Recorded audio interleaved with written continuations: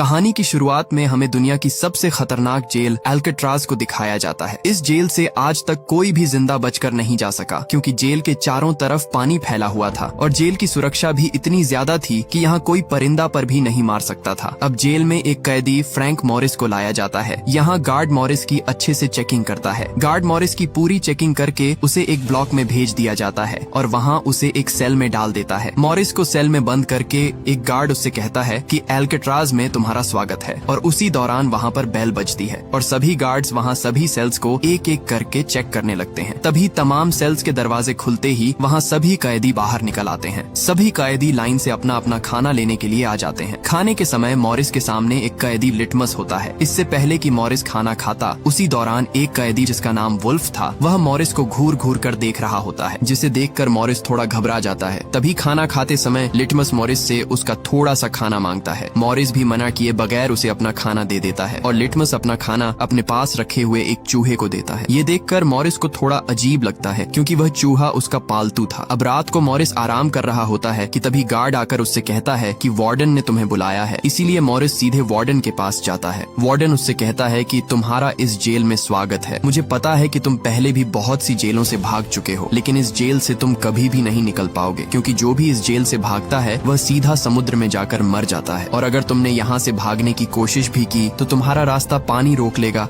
और तुम डूब कर मर जाओगे। और एल्केट्राज बनाई ही इसलिए गई ताकि तुम जैसे सड़े गले अंडे एक ही टोकरी में रहें, और तुमसे इस जेल में सिर्फ 2 ही लोग मिलने आ सकते हैं, वह भी महीने में एक बार। वापस जाते समय मॉरिस वार्डन का नेल कटर चुरा लेता है, क्योंकि यह नेल कटर उसे यहाँ से निकलने में मदद दे सकता था। इसीलिए मॉरिस अपने सेल में आकर उस नेल कटर को एक बुक में छुपा कर रख देता है। और उसी दिन मॉरिस जब नहा रहा था, तभी वुल्फ उसे परेशान करने लगता है। ये देखकर उसे बहुत गुस्सा आता है और वह वुल्फ को वहीं पर बुरी तरह पीट डालता है। उसके बाद मॉरिस को एक लाइब्रेरी में भेजा जाता है, जहाँ वह एक कैदी इंग्लिश के पास आता है। इंग्लिश यहाँ एक पुराना कैदी होता है जो यहाँ सभी कैदियों का सरदार होता है। उसे भी कुछ आदमियों के कत्ल में इस जेल में बंद किया गया है। मॉरिस उससे पूछता है कि तुमने यहाँ से निकलने की कोशिश क्यों नहीं की। आगे से इंग्लिश बताता है कि इस जेल से कोई भी नहीं निकल सकता, क्योंकि जेल के चारों तरफ पानी फैला हुआ है। इंग्लिश उसे कुछ बुक्स देता है, जिन्हें मॉरिस ने पूरी जेल में एक एक करके सभी कैदियों को देना था। मॉरिस जब प्लेग्राउंड आता है तो वहाँ उसे एक आर्टिस्ट मिलता है जो अपनी पेंटिंग बना रहा होता है। असल में यह कैदी डॉक होता है, जो इस जेल में अपनी कैद काट रहा था। डॉक ने अपनी पेंटिंग पर एक फूल भी बनाया हुआ था। इसे देखकर मॉरिस पूछता है कि यह फूल क्यों बनाया हुआ है, तो डॉक बताता है कि ये फूल मेरी जिंदगी है और इसलिए मैंने इसे अपनी पेंटिंग में बनाया है। डॉक उसे बताता है कि तुम बचकर रहना, क्योंकि तुमने वुल्फ से पंगा लिया है, वो तुम्हें कभी भी नुकसान पहुंचा सकता है। इसके बाद मॉरिस सीधा इंग्लिश के पास आता है और कहता है कि क्या आज से पहले यहाँ से कोई कैदी भाग पाया है या नहीं। तो आगे से इंग्लिश हंसते हुए कहता है कि बहुत सारों ने कोशिश की है, लेकिन सब फेल हो गए। इंग्लिश बताता है कि अगर तुम यहाँ से बाहर निकल भी गए तो तुम्हें आगे से गार्ड्स रोक लेंगे, और अगर तुम गार्ड्स को चकमा देकर भाग भी गए तो आगे से पानी तुम्हारा रास्ता रोक लेगा, क्योंकि अगर तुम कितने भी अच्छे तैरने वाले हो तो फिर भी तुम किनारे तक नहीं पहुँच पाओगे। आखिर में पानी तुम्हें डुबा कर मार देगा, इसलिए तुम इस जेल में ही जिंदा रह सकते हो, बाहर गए तो मारे जाओगे। लेकिन मॉरिस ने भी ठान लिया था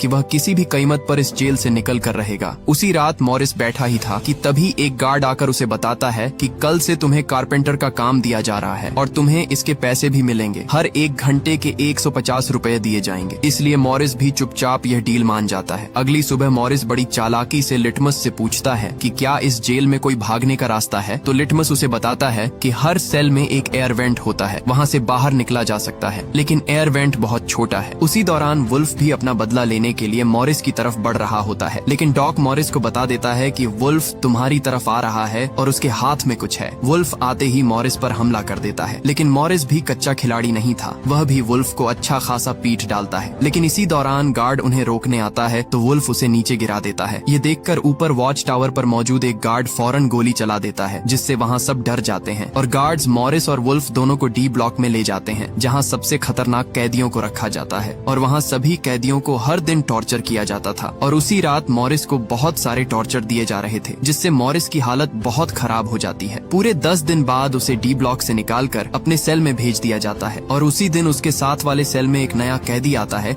जिसका नाम चार्ली बट्स होता है। दोनों के बीच अच्छी दोस्ती हो जाती है। मॉरिस भी अपने नए दोस्त चार्ली को सबसे मिलवाता है और दूसरी तरफ वार्डन भी सभी कैदियों के सेल्स को एक एक करके चेक कर रहा होता है। तभी वार्डन डॉक के सेल में आता है, जहाँ उसकी बहुत सारी पेंटिंग्स पड़ी हुई थी। डॉक ने वार्डन की पिक्चर भी बनाकर रखी हुई थी, जिसे देखकर वार्डन के चेहरे पर मुस्कुराहट आती है। और अगले ही दिन अचानक वार्डन ने गार्ड से कहा कि डॉक के सेल से सभी पेंटिंग्स को हटा दो और अब से वह कभी भी जेल में पेंटिंग्स नहीं बनाएगा। इसलिए यह देखकर डॉक का दिल अंदर से टूट जाता है, क्योंकि डॉक अपनी पेंटिंग्स की वजह से इस जेल में अपना टाइम पास कर रहा था। अगले दिन मॉरिस डॉक को परेशान होते देखकर गार्ड से पूछता है कि डॉक इतना परेशान क्यों है, वह हमसे कोई बात भी नहीं कर रहा, आखिर वजह क्या है। तो गार्ड उसे बताता है कि तुम अपने काम से काम रखो। इसके बाद डॉक कारपेंटर का काम शुरू करने से पहले अपना फूल मॉरिस के कपड़ों में डाल देता है और काम करते समय एक गार्ड को बुलाता है और एक कुल्हाड़ी लाने के लिए कहता है, और कुल्हाड़ी लेकर उसी समय वह अपने हाथों की तीनों उंगलियां काट देता है, क्योंकि उसकी पेंटिंग्स उससे छीन ली गई हैं, इसलिए अब उसे अपने हाथों की कोई जरूरत नहीं है। ये देखकर मॉरिस फौरन उसे देखने के लिए आता है, लेकिन गार्ड्स ने उसे डॉक के पास नहीं जाने दिया और गार्ड्स डॉक को वहां से ले जाते हैं। तभी मॉरिस के कपड़ों से वही फूल निकलता है जो डॉक ने डाला था। यह देखकर मॉरिस को समझ आ जाती है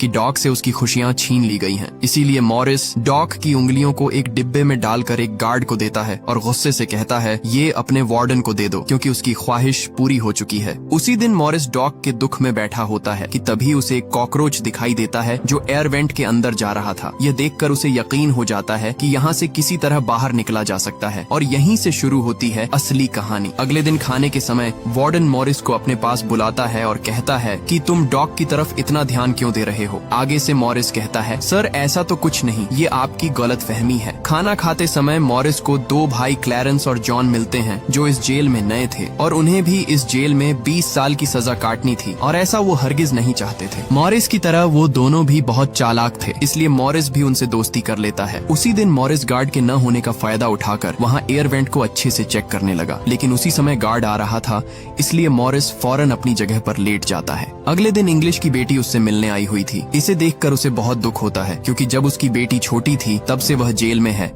और अब उसकी बेटी बड़ी हो चुकी थी। दूसरी तरफ चार्ली भी अपनी बीवी से बात कर रहा था। यहाँ उसकी बीवी बताती है कि तुम्हारी माँ के पास टाइम बहुत कम है, क्योंकि डॉक्टर ने उन्हें जवाब दे दिया है कि उनके पास कुछ ही दिन है। इसीलिए चार्ली के दिल में जोश आ जाता है और वह जेल से भागने का फैसला करता है। रात को चार्ली मॉरिस से कहता है, जब भी भागने का प्लान बने तो मेरी जगह भी खाली रखना। अब खाने के समय मॉरिस सभी साथियों को बताता है कि हमारा सेल ब्लॉक बहुत पुराना हो चुका है, नमी की वजह से दीवारें बहुत कमजोर हो गई हैं, इसलिए आसानी से यहाँ से निकला जा सकता है। मेरे पास एक नेल कटर है, अगर हम थोड़ा थोड़ा करके इसे खोदकर ऊपर पहुंच जाएं, तो हमें पता चल जाएगा कि यहाँ से भागने का रास्ता कौन सा है। जॉन आगे से पूछता है, तुम होल को कैसे छिपाओगे? मॉरिस कहता है, मैगजीन के कुछ पेपर से उसे आसानी से छिपाया जा सकता है। मॉरिस कहता है कि हमें कुछ डमी हेड चाहिए होंगे ताकि रात में उन्हें बिस्तर पर रखकर यहाँ से निकल सकें, लेकिन डमी पुतलों के लिए बाल चाहिए होंगे। यहाँ जॉन मॉरिस से कहता है, मैं सैलून में काम करता हूँ, वहाँ से कुछ बाल चुरा कर ले आऊंगा। मॉरिस क्लैरेंस से कहता है, तुम कपड़ों की जगह से थोड़े थोड़े करके कुछ रेन कोट्स चुरा कर ले आना, जिससे हम एक बोट बनाकर इस समंदर को आसानी से पार कर सकते हैं। आगे से चार्ली कहता है, मेरा क्या काम होगा? मॉरिस कहता है,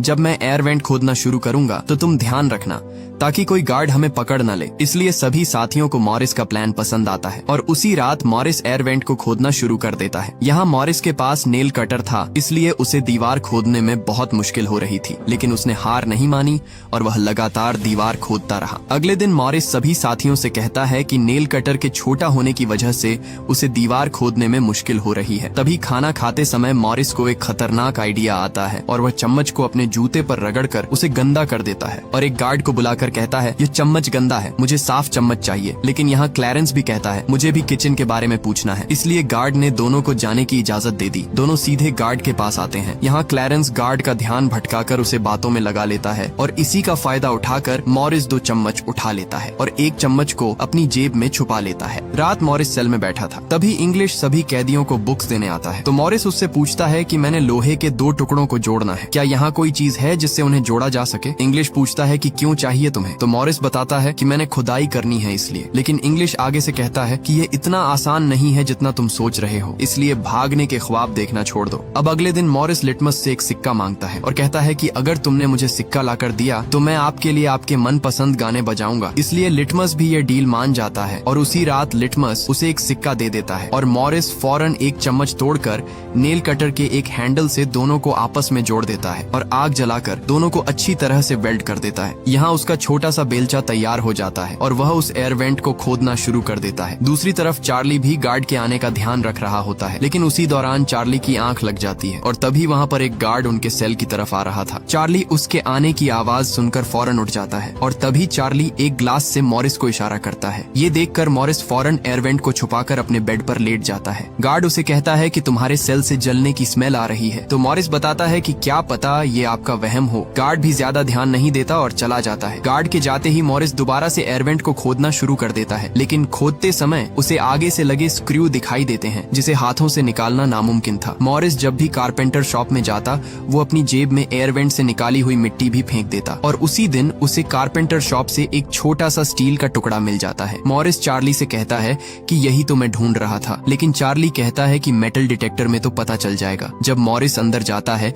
तो वहाँ तुरंत मेटल डिटेक्टर का अलार्म बजने लगता है। आगे से मॉरिस गार्ड को वो स्टील का टुकड़ा दिखाता है और कहता है कि मैं इस पर अपने कपड़े लटकाऊंगा, लेकिन गार्ड को उस पर शक होता है और वो टुकड़ा उससे ले लेता है और उसे जाने देता है। लेकिन उस बेचारे गार्ड को क्या पता कि मॉरिस ने एक स्टील टुकड़े की जगह 2 स्टील के टुकड़े उठा लिए थे। एक टुकड़ा उसने अपने हाथ में रखा हुआ था, दूसरा अपने जूते के नीचे छुपा दिया था और उस स्टील के टुकड़े से तुरंत वो जाली को तोड़ देता है। दूसरी तरफ चार्ली भी अपने लिए पेंटिंग के लिए कुछ सामान मंगवाता है। यहाँ जॉन भी अपने सेल के एयर वेंट को खोद रहा होता है। इधर क्लैरेंस भी मैगजीन्स के पेपर से एक डमी सर बना रहा था। दूसरी तरफ मॉरिस भी पेंट मंगवाकर उस डमी सर पर पेंट करके एक डमी सर तैयार कर लेता है और उसी रात वो सर को अपने बेड पर रख देता है और एयर वेंट से बाहर निकलकर अपने बनाए हुए नकली एयर वेंट को लगाकर तुरंत पाइपलाइन को पार करके आगे बढ़ता है। दूसरी तरफ एक गार्ड आकर मॉरिस के सेल को देखता है तो वहाँ पर डमी सर पड़ा हुआ था, लेकिन गार्ड को शक नहीं होता और वो वहाँ से चला जाता है। इधर मॉरिस जैसे तैसे करके पाइप के सहारे ऊपर चढ़ जाता है। ऊपर आते ही उसे एक ग्रिल दिखाई दी जो कि पूरी तरह से बंद थी। मॉरिस कूद कर जाने की कोशिश करता है, लेकिन उसकी कोशिश नाकाम हो जाती है और इसी दौरान वही गार्ड आकर चार्ली से कहता है कि मॉरिस आज काफी जल्दी सो गया। आगे से चार्ली कहता है कि आज उसकी तबीयत ठीक नहीं है और तभी गार्ड की छड़ी नीचे गिर जाती है। छड़ी को उठाते हुए गार्ड देखता है कि मॉरिस के कुछ बाल अजीब से दिख रहे हैं। इधर चार्ली के पैरों तले जमीन निकल गई क्योंकि अब उनका मिशन फेल होने वाला था। गार्ड मॉरिस के सेल के अंदर अपना हाथ उसके सर पर रखता है तो मॉरिस कहता है, क्या हुआ सर, आप अचानक मेरे सेल पर। यहाँ मॉरिस चार्ली के बताने पर फौरन अपनी जगह पर आकर लेट गया था। अगली सुबह मॉरिस अपने साथियों को बताता है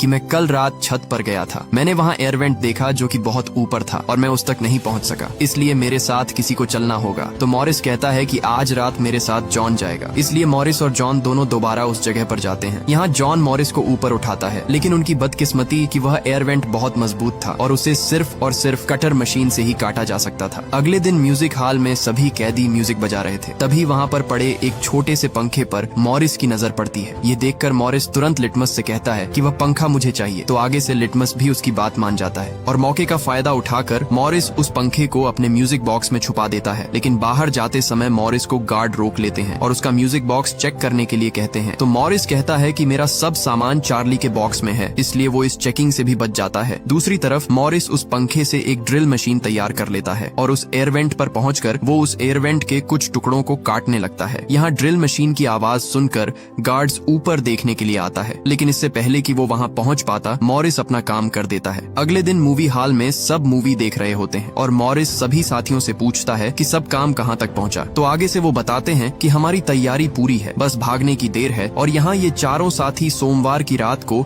इस जेल का रुतबा मिट्टी में मिलाने वाले थे, क्योंकि अब चारों साथियों ने इस जेल से भागने की पूरी तैयारी कर ली थी। अगले दिन खाने के समय मॉरिस ने डॉग की याद में उसका फूल टेबल पर रखा हुआ था और वहाँ वार्डन उसे देखकर उस फूल को वहीं पर कुचल देता है। ये देखकर लिटमस को बहुत गुस्सा आता है और वह वार्डन पर हमला करता है, लेकिन उसी समय उसे हार्ट अटैक आ जाता है और लिटमस वहीं पर मारा जाता है। ये देखकर मॉरिस और सभी साथियों को उस पर बहुत गुस्सा आता है, लेकिन वार्डन बेचारे को क्या पता कि आज रात ये सब यहाँ से भागने वाले हैं। उसी रात इंग्लिश वहाँ बुक देने के लिए आता है, तो मॉरिस उससे हाथ मिलाकर गुड बाय कहता है। इंग्लिश आगे से समझ जाता है कि मॉरिस आज रात भागने वाला है, इसलिए वह गुड बाय कहकर चला जाता है। लेकिन उसी रात वार्डन अचानक मॉरिस के सेल को चेक करने के लिए आ जाता है। यहाँ मॉरिस के पैरों तले जमीन निकल जाती है, क्योंकि इतने महीनों की मेहनत आज जाया होने वाली थी। और गार्ड मॉरिस के सेल को पूरी तरह से हर एक कोना चेक करता है और तभी वार्डन उसके सूट बॉक्स को हटाता है जहाँ से मॉरिस ने सुरंग बनाई हुई थी। ये देखकर मॉरिस के पसीने छूट जाते हैं, लेकिन मॉरिस ने वहाँ इतनी बारीकी से काम किया हुआ था कि वार्डन को भनक तक नहीं लगी और वार्डन वहाँ से चला जाता है। जाते समय वार्डन गार्ड से कहता है कि आजकल